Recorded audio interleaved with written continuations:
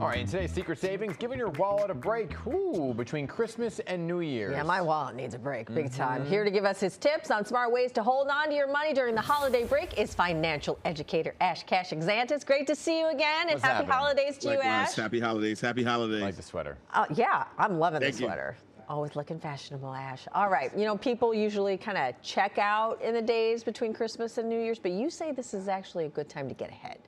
No, this is a great time. This is you got to reframe the week. This is your financial reset. I know a lot of people are stressed out because this is the week where they probably spent the money already, but this is the time to take back control financially so you start the new year strong. So use this week as a financial reset.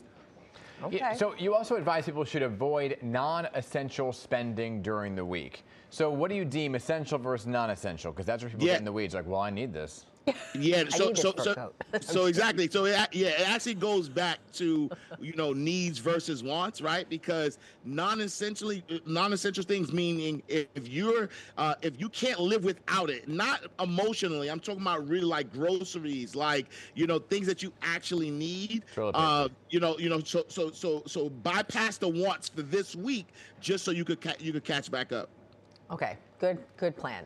This is also a time to cash in on returns and exchanges. Yeah. And don't do what I did. I returned stuff and then used the money that I had spent on those items to buy something else. Right. No, don't do that. Right. So yeah, definitely, you know, return any duplicates that you have, sell anything that you're not using. What we're trying to do is create like a buffer, like a, you know, like a fund where you can have some relief, right? So that way when January comes and some of those bills start to come in, you're not financially stressed. Right now, because you get through the holiday and you're like, whew, okay, I did it. And then here comes the first and you owe rent or your mortgage. Exactly, and you're like, exactly. I really did it. Yeah, right, exactly. So you should check areas then where you could be leaking money and not even realizing it. You know how I figured this out? How? I had to get a new credit card, and all your automatic bill pays didn't continue, and so I was realizing I had all these subscriptions that were like, you need to reapply for them to pay because we missed payment. I'm like, I don't even use this. So I just canceled it. Wow. That is probably the biggest money leak that people have. Subscriptions, free trials that you're paying for. Here's another one. Go to your app store. Think about all the apps that you tried out, especially with AI being a big thing. I'm pretty sure you have like 8 to 10 AI apps that you have that you're probably not using. So check all the free trials, the subscriptions. Pause all of those things because all of that money added up is going to give you some relief towards January. Because that's how they get you. With the free trial that then turns into an automatic subscription that is impossible to cancel. Yeah. Yeah, absolutely. And there are services that can help you find that too, right? Yeah. Absolutely. Okay. Yep. So also planning deals ahead of time, another good way to save money. Yeah, and this is very important though. This goes back to, you know, to saying, right, like if you don't need it, don't buy it, because a lot of times what you think is a deal is not really a deal if it wasn't planned, right? And so say no to those deals. Retailers, people are trying to make sure that they get these clearance sales and these things off their racks. And so if it's not on your list, don't do it. Exactly. Don't fall for the number. 70% off. You're like, ooh, I suddenly need a fleece. But it was marked up 70% earlier.